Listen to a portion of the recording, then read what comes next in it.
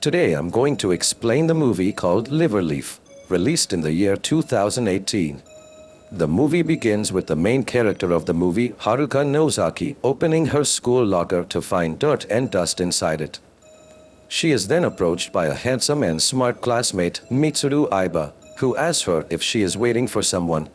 Nozaki replies yes, and Aiba greets her goodbye. Later, while Nozaki is returning home, she is bullied by her classmates. They have stolen her shoes away from the locker and throw them in a pit full of mud, teasing her. Nozaki gets down inside the pit but trips on the mud to get all dirty. She just picks up her shoes and the girls begin throwing her belongings from the bag all over the place. Tachibana mentions that they are doing it because she played with the feelings of another girl, Taiko, but Taiko denies it and says that it has nothing to do with Aiba. Nozaki silently gathers her belongings and walks back home. When Nozaki reaches home, her sister Shuko starts crying seeing her in this miserable condition. Her father and mother also join them in a family hug. The next day, Nozaki's father goes to her school to complain about the bullying going around.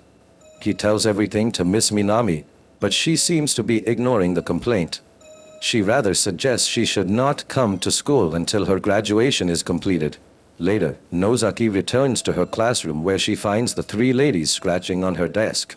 They also throw sawdust at her face.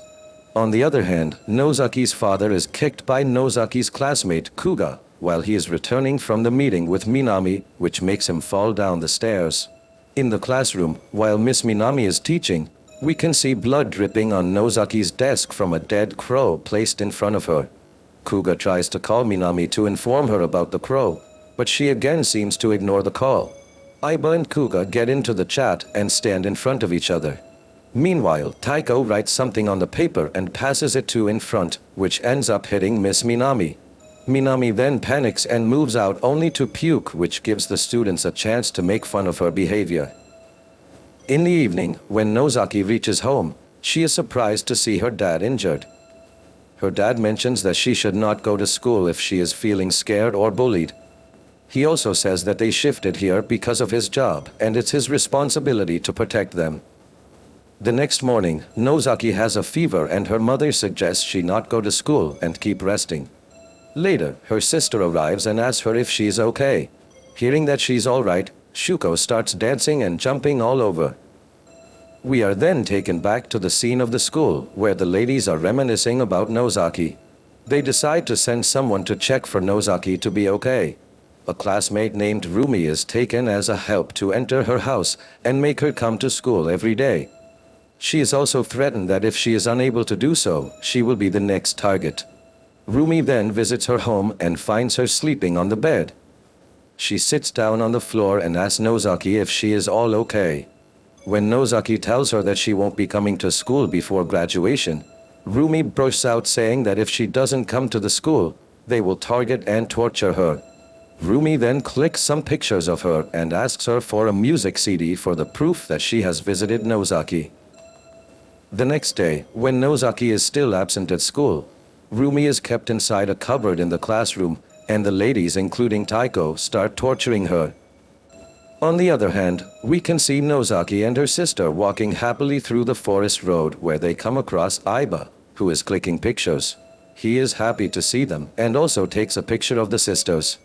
During taking their picture, he mentions that it's the first time he is taking a human picture.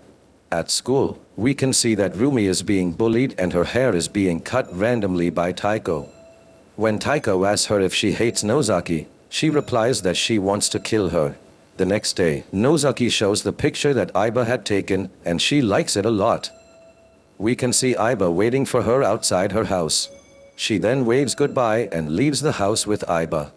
The duo roam around the riverside the whole day taking pictures and enjoying each other's company. Aiba mentions that after the snowfall, the city would look more beautiful and accidentally touches her hand. He apologizes for that, but she says it's okay. He then touches her hand deliberately, and she just smiles. While they're returning to their home at night, they notice the college bullies walking past them looking at Nozaki's house. Nozaki then notices from afar that her house is on fire. She then rushes to her house where a crowd had gathered. She tries to enter inside the burning house, but Aiba and the crowd stop her. She cries in fear and loss.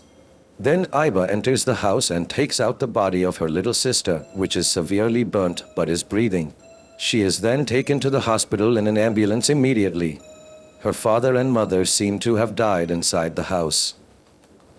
We are then cut to the scene at the hospital, where Nozaki's grandfather visits her. She is waiting outside the ICU where her sister is kept. She is now living with her grandfather at his house. At school, the group of bullies are afraid by thinking that if anyone finds out that the fire is caused by them, they will be screwed.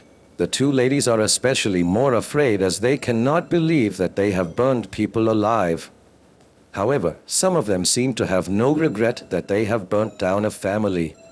In the next scene, when Taiko is at home, her father mentions that she will be doing whatever he says and he will decide her future. Taiko mentions that she wants to be a beautician, but he ignores her. He leaves the home without informing when he will return back. The next day, everyone is surprised to see Nozaki coming to school. She is informed by Aiba that she should not force herself to come to school. Inside the classroom, when she asks the two girls about something, both of them rush outside. Tachibana, the two girls, and Nozaki are walking to the same pit where she used to be bullied before. The two girls try to stop Tachibana, but she stabs Nozaki with a pin and makes her fall into the pit. She also mentions that they had set the fire in her house. When Tachibana tries to attack Nozaki with a knife, she is attacked by a nail. Nozaki then beats Tachibana to death. The other two girls try to escape and apologize to Nozaki, but she does not spare them and eventually kills them. Before dying, one of them mentions that all of the fire plan was of Kugo. Next day at school, when three of the girls are absent, Kugo and the other two start to worry. Further, noticing the police officers outside the school, they panic and Kugo mentions returning home as it is very cold. On the way back, he meets Nozaki and tries to bully her again. When he pushes her, he is stabbed by Nozaki. He runs to save his life but falls down the slopes and is severely injured. Nozaki then leaves him alone to die in the cold. The next day, because of the heavy snowfall, Grandpa tells Nozaki that the school will remain closed and she can rest all day. Meanwhile, Aiba comes to visit Nozaki. Grandpa mentions that he's going to take Nozaki and her sister Shuko back to Tokyo after her graduation. He also asks Aiba to take care of her and to protect her. At Rumi's house, she gets a call from the two boys who informs her that the three girls, including Kuga, are missing. He also adds that Nozaki has killed all of them and is coming after her. He threatens her to make a move before she kills her and says that they are going to finish her tomorrow. Next morning, Nozaki is out on her own through the woods. When she stops by to admire the liver leaf flower, she is attacked by the two guys. They underestimate Nozaki and decide to split up to hunt her. Ikegawa finds her and makes her fall onto the ground. He mentions that he likes her a lot and tries to kiss her, but she denies. Then he tries to force her to kiss, but suddenly is attacked by pliers by Nozaki. Another boy from a distance tries to aim at Nozaki with an arrow, but shoots right through Ikegawa's head and kills him. When he tries to attack Nozaki, she stabs him and kills him too. In the next scene, we can see the parents of the three girls at the school trying to complain about the missing girls. The next day, Aiba comes to visit Nozaki and the two go out for a walk. They reach the same place from where Aiba mentioned that the city would look good with snow covering it. They kiss for the first time and Aiba promises to protect her. At home, Aiba tells her grandmother that he would like to go to Tokyo for further study and wants to live with Nozaki as she has nobody to count on. We are then cut to the scene where Rumi is near the pit where Nozaki was bullied. She slides down the pit to find the dead bodies of the three girls. She is very frightened to see that and tries to call Taiko to inform about all this. However, Taiko does not answer any of her calls. While bullying Rumi, she had mentioned earlier that she would like to kill Nozaki. We are shown footage from the past where she mentions that she would make her burn inside her house, pouring kerosene all over. We are shown that Rumi is carrying a gallon of kerosene with her towards Nozaki's house. Taiko prefers to return to her home and the other continues to move forward. In the next scene, we can see Taiko coming to visit Nozaki at her house. After finding no one at the house, she starts to return back. On her way back, she notices Nozaki and stops to meet her. She returns the music CD which Rumi provided her and mentions that she has been listening to it all night. When the footage of their earlier friendship is shown, it turns out that they were best friends earlier, and when Nozaki started being closer to Aiba, their friendship was affected. When Taiko is about to return home, she apologizes to Nozaki for whatever she has done to her. On her way home, Taiko is attacked by Rumi with a knife. Rumi succeeds in injuring her legs and is happy to see Taiko scream. She then approaches to kill her, but is kicked by Taiko. Taiko manages to make a cut on her face, but still Rumi stabs her on her chest and runs away from there. In the next scene, Aiba calls Nozaki to inform her that he will join her in Tokyo, and both of them can live together. Nozaki replies that she won't be going to Tokyo and would rather stay there. After that, we can see some blood in Aiba's hand. He is also very angry to hear Nozaki refusing him. He slams the telephone and goes to his grandmother, who is severely injured by him. It turns out that Aiba attacked his grandmother to be with Nozaki. It is also revealed that he has killed his father and mother too. We can deduce that Aiba is also the one who has been bullied in his childhood by his father. Later, he leaves his grandmother on the floor to die. At Rumi's home, she is afraid, and when her mother asks her about what has happened, she just stabs at the door and requests her not to be so nice to her. Meanwhile, the parents of the missing students gather together at the school asking for details about their children. Miss Minami arrives there and the parents start insulting her. Minami explodes her anger of being bullied every single day and she vomits again. She falls on the road and gets crushed by the snow shredding machine to die instantly. At the hospital, we see Rumi trying to burn Shuko. Nozaki arrives in time and attacks her. When Rumi mentions that she should not kill anyone in front of her sister, she leaves her and Rumi runs away. While Nozaki is speaking with Aiba, a nurse comes running to inform Nozaki that her grandfather is severely injured and is at the hospital. Nozaki feels suspicious of Aiba and rushes towards him to check his hands. Her suspicion becomes true as she finds Aiba's hand full of blood. He further adds that the wound is because he tried to convince her grandmother a night before.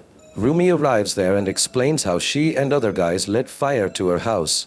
It turns out that they burnt her mother alive outside their house. Rumi mentions that she loved the smell of the fire. When Nozaki's father arrived for help, another guy shot him on the leg. Rumi then started throwing kerosene all over his body along with Shuko. Though others tried to stop her, Rumi was the one who lit him on fire along with the little sister. After hearing this, Nozaki tries to attack her but gets stabbed by Rumi. Aiba brutally attacks Rumi and in this act throws his bag towards Nozaki. Nozaki finds a picture of her father and sister burning alive. Aiba had taken a picture of them before saving her sister. Nozaki is angry to see the picture, and Aiba tries to explain that he took it because he was intrigued by his act. Nozaki then takes out the knife from her stomach and tries to attack Aiba. After she attacks, Aiba gets angry at her and starts punching her in the face. Right then, Aiba picks up his camera to take a picture of her face. He notices the liver leaf blooming and starts taking its pictures. He tells Nozaki to promise him that she will stay with him, otherwise he will leave her to die in the cold. Meanwhile, Nozaki picks up the bow and arrow of the guy she killed before and shoots right through the camera into the eyes of Aiba, killing him. After he dies, she starts moving forward towards her home, but is badly injured. She takes out and has a look at the necklace her sister gave her and falls flat on the road. In the last scene, we see Taiko taking her graduation certificate. She reaches towards their classroom and remembers how she and Nozaki used to be friends together.